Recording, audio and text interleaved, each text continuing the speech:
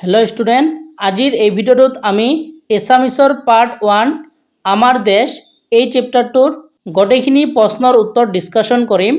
তোমালোকে ভিডিওটো প্ৰথমৰ পৰা শেষলৈকে চাই যাবা আৰু বস্তুখিনি নোট কৰি যাবা আৰু কোৱেশ্চন এনসাৰবোৰ যিমান পাৰো মই শৰ্টকৈ লিখাই দিবলৈ ট্ৰাই কৰিম যাতে তোমালোকে কোৱেশ্চনবোৰ লিখিলে ফুল মাৰ্ক পাব পাৰা। তেনেহলে আজি আমি এই ভিডিওটো স্টাৰ্ট কৰিছো। তো তোমালোকৰ চেপ্টাৰটোৰ নাম হল আমাৰ দেশ। তো তোমালোকে এই কবিতাখন পঢ়িবা, তোমালোকৰ এইখন আৰ্টছাৰী পৰীক্ষাত লিখিব আহিব পাৰে। ঠিক আছে, তো ইয়াতে প্ৰথমতে তোমালোকক দিয়া আছে ক্ৰিয়াকলাপ। তো ইয়াতে তোমালোকৰ পাঠভিত্তিক প্ৰশ্নৰ উত্তৰ দিয়া আছে।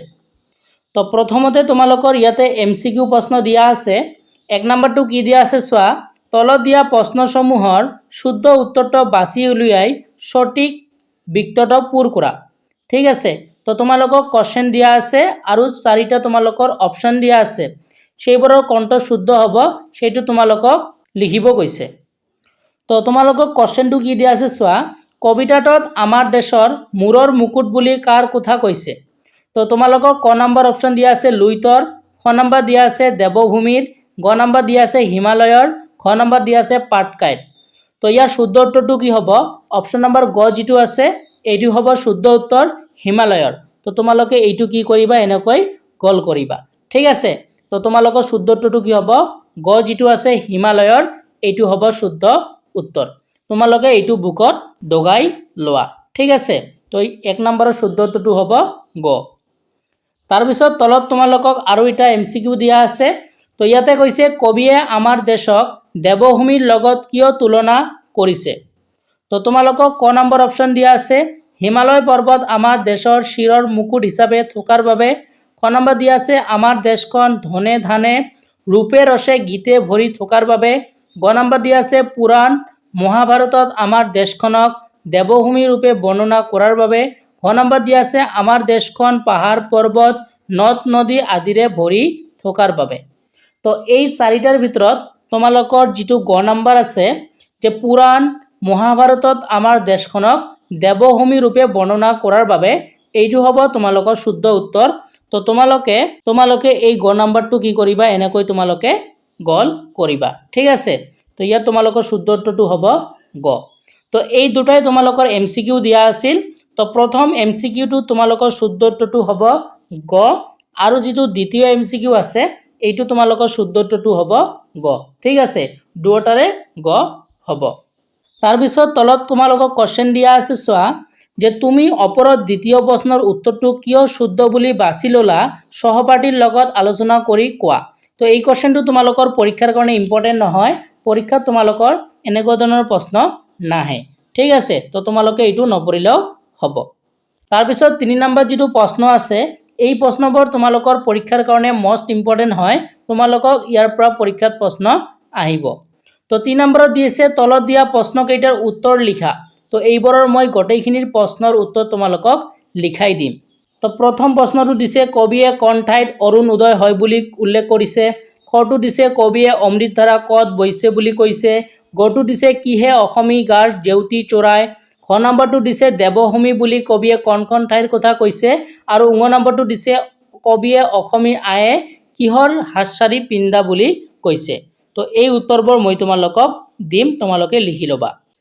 তো তোমালোকক প্ৰথম যিটো প্ৰশ্ন দিছিল সেইটো হ'ল কবিয়ে কোন ঠাইত অৰুণ উদয় হয় বুলি উল্লেখ কৰিছে। ঠিক আছে, তো এই প্ৰশ্নটোৰ উত্তৰ মই শৰ্টকৈ লিখি আনিছোঁ, তোমালোকে লিখিবা যে কবিয়ে পাটকাই পৰ্বতত অৰুণ উদয় হয় বুলি উল্লেখ কৰিছে। ঠিক আছে, তো 3ৰ কৰ যিটো তোমালোকে উত্তৰ লিখিবা সেইটো হ'ল কবিয়ে পাটকাই পৰ্বতত অৰুণ উদয় হয় বুলি উল্লেখ কৰিছে। তোমালোকে ভিডিওটো পজ কৰি লিখি ল'বা। তাৰপিছত খ নম্বৰ যিটো প্ৰশ্ন আছিল সেইটো হ'ল কবিয়ে অমৃতধাৰা কত বৈছে বুলি কৈছে। তো তোমালোকে ইয়াৰ উত্তৰটো লিখিবা কবিয়ে অমৃতধাৰা খাচিয়া পৰ্বতত বৈছে বুলি কৈছে। ঠিক আছে, তো তোমালোকে এইটো উত্তৰ লিখিলে হ'ব, মই একেবাৰে শৰ্টকৈ লিখি আনিছোঁ। তাৰপিছত তোমালোকক গ নম্বৰ প্ৰশ্নটো দিয়া আছিল যে কিহে অসমী আইৰ গাৰ জেউতি চৰাই। তো তোমালোকে ইয়াৰ উত্তৰটো লিখিবা। তো ইয়াৰ উত্তৰটো মই লিখি আনিছোঁ শুকুলা পাটৰ ৰিহা মেখেলাই অসমী আইৰ গাৰ জেউতি চৰায়। ঠিক আছে, কি লিখিবা যে শুকুলা পাটৰ ৰিহা মেখেলাই অসমী আইৰ গাৰ জেউতি চৰায়। তো মই একেবাৰে তোমালোকৰ শৰ্টকৈ লিখি আনিছোঁ। তাৰপিছত ঘ নম্বৰ যিটো প্ৰশ্ন দিয়া আছে সেইটো হ'ল দেৱভূমি বুলি কবিয়ে কোনখন ঠাইৰ কথা কৈছে।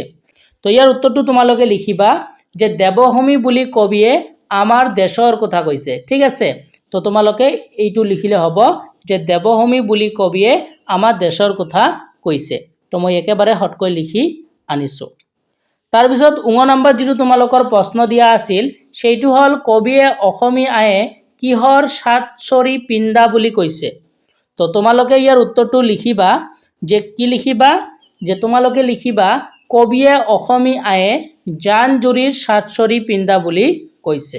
তো তোমালোকে ভিডিঅ'টো পজ কৰি এইবোৰ নোট ডাউন কৰি ল'বা আৰু তোমালোকে এইবোৰ মুখস্থ কৰিবা। এইবোৰ তোমালোকৰ পৰীক্ষাৰ কাৰণে ইম্পৰ্টেণ্ট হয়। আমি তোমালোকক 3 নম্বৰ প্ৰশ্নৰ পৰা উত্তৰ দি দিলোঁ। তোমালোকে আশা কৰিছোঁ লিখি ল'লা। এতিয়া আমি 4 নম্বৰ যিটো তোমালোকৰ প্ৰশ্ন দিয়া আছে যে কবিয়ে আমাৰ দেশখনক কি কি কাৰণত স্বৰ্গতকৈও অধিক বুলি কৈছে আলোচনা কৰি বহলাই লিখা। এতিয়া আমি এই প্ৰশ্নটোৰ উত্তৰ ডিছকাশ্যন কৰিম। এই প্ৰশ্নটো তোমালোকৰ ইম্পৰ্টেণ্ট হয়। তো তোমালোকৰ প্ৰশ্ন আছিল 4 নম্বৰটো এইটো যে কবিয়ে আমাৰ দেশখনক কি কি কাৰণত স্বৰ্গতকৈও অধিক বুলি কৈছে আলোচনা কৰি বহলাই লিখা। তো ইয়াৰ উত্তৰটো মই শৰ্টকৈ লিখি আনিছোঁ। তো তোমালোকৰ এইটো ইম্পৰ্টেণ্ট কোৱেশ্চন হয়। তো তোমালোকে ইয়াৰ উত্তৰটো লিখিবা কবিয়ে আমাৰ দেশক স্বৰ্গতকৈও শ্ৰেষ্ঠ বুলি কৈছে কাৰণ দেশৰ উত্তৰ দিশত থকা হিমালয় পৰ্বতক দেশমাতৃৰ মূৰৰ মুকুটৰ লগত তুলনা কৰা হৈছে। দাৰি তাৰপিছত লিখিবা 6 ঋতুৱে দেশমাতৃক আলফুলৰে অপূৰ্ব সাজ পিন্ধায়, লুইতৰ দৰে বিশাল নদীয়ে দেশমাতৃৰ চৰণ ধুৱাই দিয়ে আৰু জান জুৰিবোৰে সাতচৰি হাৰৰ দৰে শোভা বঢ়ায়। তাৰপিছত পেৰেগ্ৰাফ কৰি লিখিবা এই সকলোবোৰ কাৰণতে কবিয়ে কৈছে যে আমাৰ দেশ স্বৰ্গতকৈও অধিক। ঠিক আছে, তো তোমালোকে যদি এই উত্তৰটো লিখা তেনেহ'লে তোমালোকে ফুল মাৰ্ক পাবা আৰু এই প্ৰশ্নটো তোমালোকৰ ইম্পৰ্টেণ্ট হয়। তোমালোকে ভিডিঅ'টো পজ কৰি এইটো তোমালোকে লিখি লোৱা। আশা কৰিছোঁ এইটো তোমালোকে লিখি ল'লা। এতিয়া আমি নেক্সট প্ৰশ্নটোলৈ আগবাঢ়িছোঁ। 4 নম্বৰ প্ৰশ্নটো আমি উত্তৰ তোমালোকক দি দিলোঁ। তোমালোকে আশা কৰিছোঁ লিখি ল'লা। এতিয়া তোমালোকক 5 নম্বৰত প্ৰশ্ন দিয়া আছে। তো 5 নম্বৰত কি দিয়া আছে চোৱা, কবিতাভাগিৰ পৰা তলত দিয়া প্ৰশ্নকেইটাৰ উত্তৰ লিখা। তো তোমালোকক তলত এটা প্ৰশ্ন দিছে যে কটো কি প্ৰশ্ন দিছে চোৱা যে কলা চুলিটাৰী কণে মেলে বুলি কৈছে। তাৰপিছত খত দিয়া আছে লুইতে কাত চৰণ দুখনি পখালি দিয়ে বুলি কৈছে আৰু গ নম্বৰটো দিয়া আছে ৰিহাখনি বুলি কিহৰ কথা কৈছে।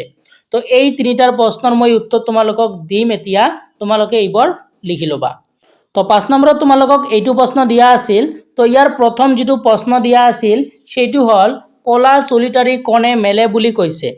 তো তোমালোকে ইয়াৰ উত্তৰটো লিখিবা। মই একেবাৰে শৰ্টকৈ লিখি আনিছোঁ যে কলা চুলিটাৰী পাটকায়ে মেলে বুলি কৈছে। ঠিক আছে, কি লিখিবা যে কলা চুলিটাৰী পাটকায়ে মেলে বুলি কৈছে।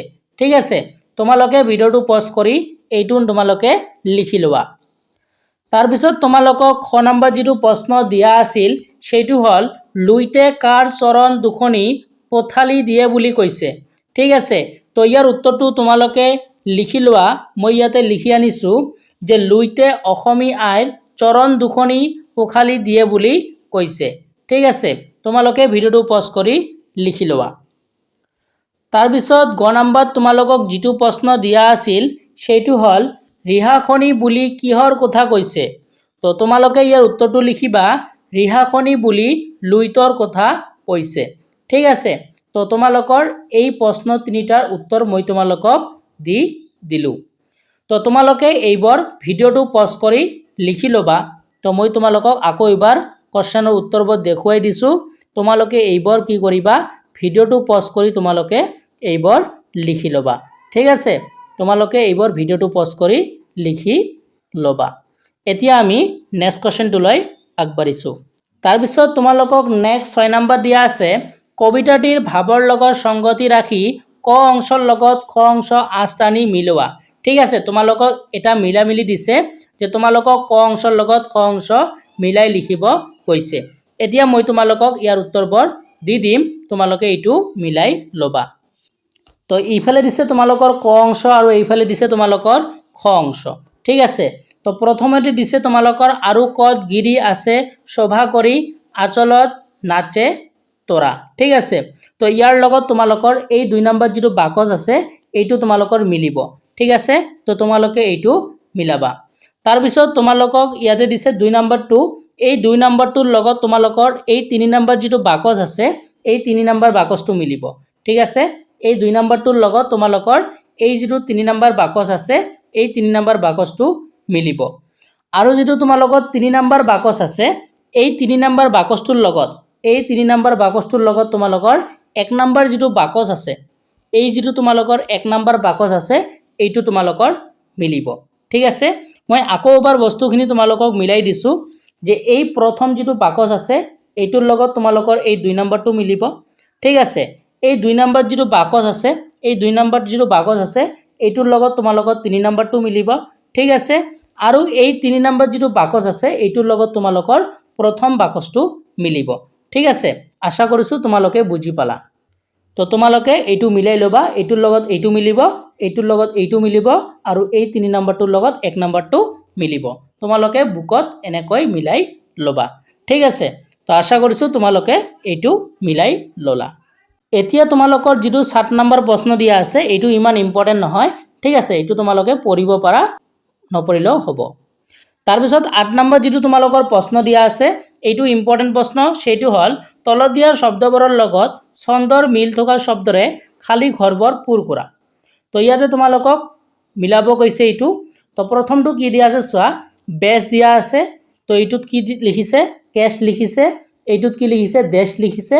তো এইটোত কি লিখিব পাৰা তোমালোকে ভেছ লিখিলেও হ'ব। কি লিখিবা ভেছ লিখিলেও হ'ব। তাৰ পিছত তলত তোমালোকক সেকেন্ডটো কি দিয়া আছে ইয়াতে লিখিছে ভৰা। তো ইয়াতে এটা লিখি দিছে তোৰা। তো তোমালোকে তাৰ পিছতটো লিখিব পাৰা মৰা, তাৰ পিছতটো লিখিব পাৰা তোমালোকে ধৰা। তাৰ পিছত 3 নম্বৰটো তোমালোকক দিয়া আছে হাড়। তো তোমালোকে প্ৰথমটো লিখিব পাৰা মাৰ, তাৰ পিছতটো লিখিব পাৰা কাৰ, তাৰ পিছতটো লিখিব পাৰা তোমালোকে তাৰ ঠিক আছে। তাৰ পিছত 4 নম্বৰটো তোমালোকক দিয়া আছে। তো প্ৰথমটো তোমালোকে লিখিব পাৰা মাত, দ্বিতীয়টো তোমালোকে লিখিব পাৰা দাঁত আৰু তৃতীয়টো লিখিব পাৰা তোমালোকে হাত ঠিক আছে। তো এইবোৰ মই তোমালোকক বাকচবোৰত লিখি দিম, তোমালোকে সেইবোৰ দেখি দেখি তোমালোকে কিতাপত লিখি লবা ঠিক আছে। তাৰ পিছত 9 নম্বৰত দিয়া আছে শব্দৰ খেল খেলো আহা। তো এইবোৰ তোমালোকৰ পৰীক্ষাৰ কাৰণে ইমান ইম্পৰ্টেন্ট নহয়। এতিয়া আমি তোমালোকৰ 10 নম্বৰত দিয়া আছে কবিতাটিত থকা জুৰিয়া শব্দবোৰ বিচাৰি উলিয়াই লিখা। এইবোৰো তোমালোকৰ পৰীক্ষাৰ কাৰণে ইম্পৰ্টেন্ট নহয়। তাৰ পিছত তোমালোকক 11 নম্বৰত দিয়া আছে শিক্ষকৰ সহায় লৈ অথবা অভিধান সমাৰ্থক শব্দকোষ আদি ব্যৱহাৰ কৰি তলৰ শব্দবোৰৰ সমাৰ্থক শব্দ লিখা।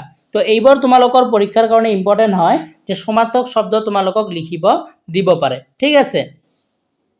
তো তোমালোকক কি দিয়া আছে, প্ৰথমটো দিয়া আছে তোমালোকক অৰুণ, তাৰ পিছত গিৰি, তাৰ পিছত জননী, তাৰ পিছত ভৱন, তাৰ পিছত শ্বাস।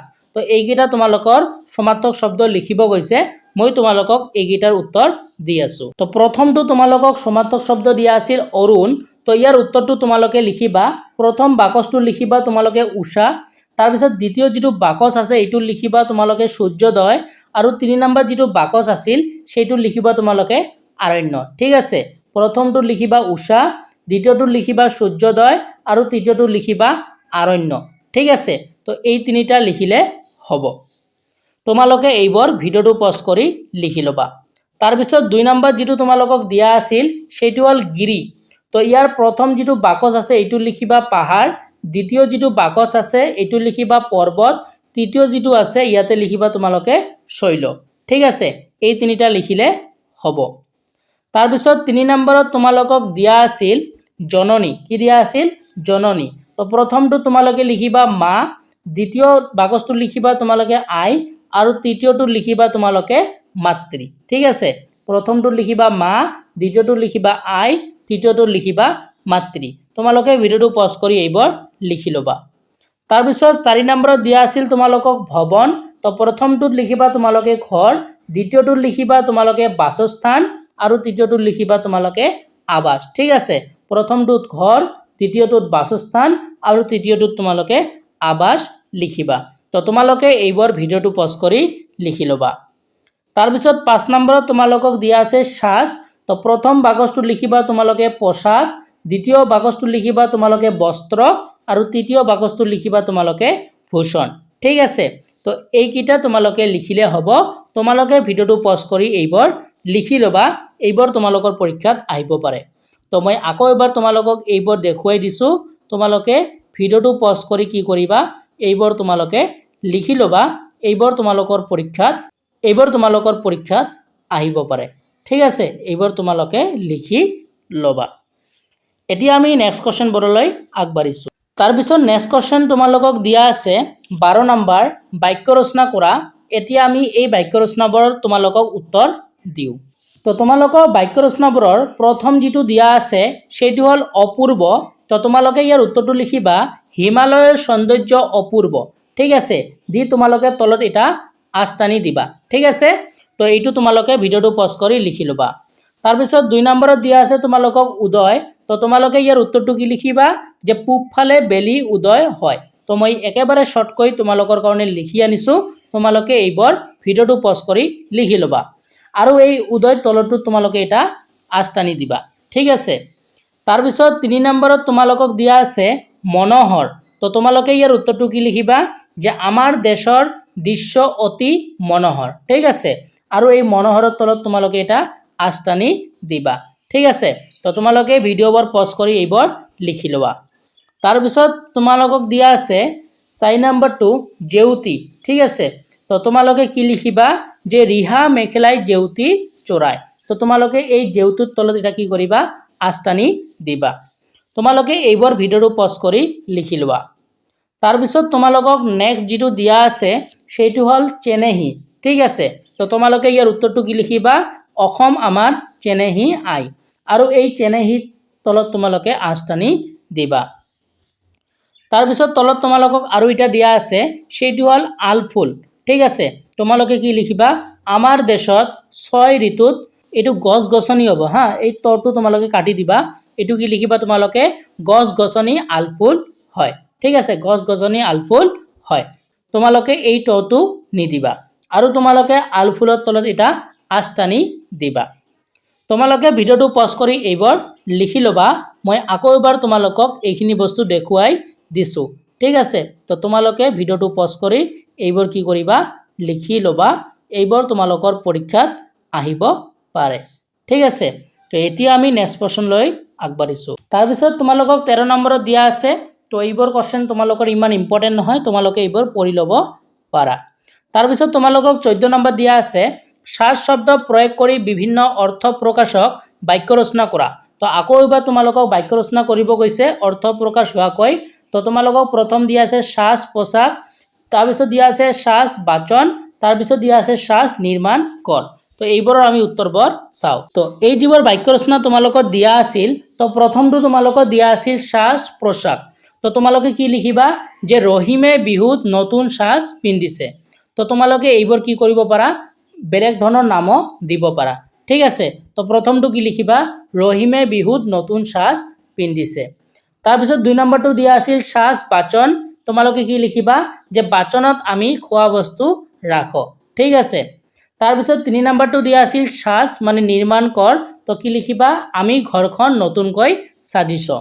তো তোমালোকে এইবোৰ কি কৰিবা ভিডিঅ'টো পজ কৰি লিখি ল'বা, এইবোৰ তোমালোকৰ ইম্পৰ্টেণ্ট হয়। ঠিক আছে, তো তোমালোকে ভিডিঅ'টো পজ কৰি এইবোৰ লিখি লোৱা। এতিয়া আমি নেক্সট যিবোৰ তোমালোকক দিয়া আছে 15 নম্বৰটোত পত্ৰত পোৱা স্ত্ৰীলিংগ বুজোৱা অসমীয়া শব্দটোৰ আৰ্হিত আন শব্দ গঠন কৰা আহা। তো এইফালে দিয়া আছে তোমালোকক পুংলিংগ আৰু এইফালে দিয়া আছে তোমালোকৰ স্ত্ৰীলিংগ। পুংলিংগৰ ফালে প্ৰথমতে দিয়া আছে অসম, তো তোমালোকে এইফালে লিখিবা অসমা। ঠিক আছে, তো এইফালে দিয়া আছে সৰল, তোমালোকে এইফালে লিখিবা সৰলা, মই তোমালোকক স্ক্ৰীনত দি দিম। এইফালে দিয়া আছে অচল, তোমালোকে এইফালে লিখিবা অচলা। তাৰপিছত এইফালে দিছে তোমালোকৰ বৃদ্ধ, তোমালোকে এইফালে লিখিবা বৃদ্ধা। ঠিক আছে, তাৰপিছত দিয়া আছে সুষম, তোমালোকে এইফালে লিখিবা সুষমা। ঠিক আছে, তো এইবোৰ তোমালোকে ভিডিঅ'টো পজ কৰি লিখি ল'বা। ঠিক আছে, আশা কৰিছোঁ তোমালোকে ভিডিঅ'টো পজ কৰি এইবোৰ লিখি ল'লা। এতিয়া আমি নেক্সট প্ৰশ্নলৈ আগবাঢ়িছোঁ। তাৰপিছত তোমালোকক ইয়াতে দিয়া আছে জানো আহা, ঠিক আছে। তো তোমালোকে এইবোৰ পঢ়ি ল'বা। তো 16 নম্বৰত তোমালোকক দিয়া আছে তলত দিয়া শব্দকেইটাৰ সৰলীকৃত ৰূপটো লিখা। তো ইয়াতে প্ৰথমতে তোমালোকক দিয়া আছে দুৰ্বল, তো তোমালোকে ইয়াৰ উত্তৰটো কি হ'ব? দুৰ্বল হ'ব, ঠিক আছে। তাৰপিছত দিয়া আছে কৰ্দৈ, তো তোমালোকৰ ইয়াতে কি হ'ব? কৰ্দৈ হ'ব। মই তোমালোকক স্ক্ৰীনত লিখি দিম। তাৰপিছত 3 নম্বৰ দিয়া আছে কীৰ্তন, তো তোমালোকৰ ইয়াতে মই উত্তৰটো দি দিম। তাৰপিছত তো দিয়া আছে তোমালোকৰ অৰ্জুন, তো ইয়াৰ উত্তৰটো মই ইয়াতে দি দিম। তাৰপিছতটো দিয়া আছে পৰ্বত, তো ইয়াৰ উত্তৰটো মই তোমালোকক ইয়াতে দি দিম। তাৰপিছত দিয়া আছে তোমালোকক শৰ্মা, তো ইয়াৰ উত্তৰটো মই তোমালোকক ইয়াতে দি দিম। ইয়াতে তোমালোকক বুজাই দিছোঁ যে সৰলীকৃত ৰূপটো মানে কি। ইয়াতে তোমালোকৰ দুটাকৈ আছে, চোৱা দুটা তোমালোকৰ ব আছে, তো তোমালোকৰ এটা হ'ব। তাৰপিছত ইয়াতে তোমালোকে চোৱা দুটা তোমালোকৰ দ আছে, তো তোমালোকৰ এটা হ'ব, ঠিক আছে। তাৰপিছত ইয়াতে তোমালোকে চোৱা দুটা তোমালোকৰ ত আছে, তো ইয়াতে তোমালোকৰ এটা হ'ব। তাৰপিছত দুটা তোমালোকৰ বৰ্গজ আছে, ইয়াতে তোমালোকৰ এটা হ'ব, ঠিক আছে। মানে তোমালোকৰ দুটাকৈ আছে, তোমালোকৰ এটাকৈ হ'ব। তাৰপিছত ইয়াতে তোমালোকৰ দুটা ব আছে, এটা ব হ'ব। তাৰপিছত ইয়াতে তোমালোকে দুটা ম আছে, এটা ম হ'ব, ঠিক আছে। তো এইকেইটাই আছিল তোমালোকৰ টেক্সটবুকৰ কোৱেশ্চন এনসাৰ, আৰু আমি গোটেইখিনি তোমালোকৰ প্ৰশ্নৰ উত্তৰ কৰি দিলোঁ আজিৰ এই ভিডিঅ'টোত। আৰু আমি নেক্সট ভিডিঅ'টোত তোমালোকৰ নেক্সট যিবোৰ চেপ্টাৰ আছে সেই চেপ্টাৰবোৰত তোমালোকক দি দিম। আৰু তোমালোকক কোনটো চেপ্টাৰৰ লাগে তোমালোকে কমেণ্ট ছেকশ্যনত কমেণ্ট কৰিবা। আৰু যদি ভিডিঅ'টো ভাল পালা তেনেহ'লে ভিডিঅ'টো লাইক কৰিবা, আৰু তোমালোকে ভিডিঅ'টো তোমাৰ বন্ধুবৰ্গলৈ শ্বেয়াৰ কৰি দিবা, আৰু তোমালোকে আমাৰ চেনেলটো ছাবস্ক্ৰাইব কৰি ৰাখিবা। আজিৰ এই ভিডিঅ'টোত যিকেইটা কোৱেশ্চন তোমালোকক লিখাই দিলোঁ এইবোৰ একেবাৰে শ্বৰ্টকৈ লিখি দিছোঁ।